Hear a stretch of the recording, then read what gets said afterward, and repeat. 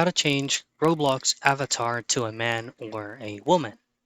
Now in this video, I'm going to be showing you a couple of steps, well basically two, for you to be able to change your gender. Now open up your Roblox application. Does not matter actually if you're using the web version or via the application on your mobile device. Process is going to be the same. Log in into your account.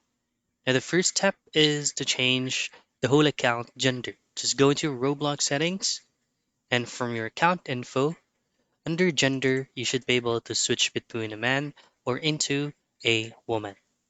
Now, that's the first one that you can do.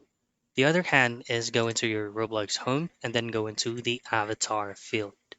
This is where all the avatars that you purchase or that you obtain from type of games so that you can show them on any kinds of experience. For you to change this, just go into characters and go into purchase. This is where you can locate or find your Roblox avatar to a man or into a woman. Simply click that to automatically equipped and you're done. That's it. That's how you change Roblox avatar to a man or woman.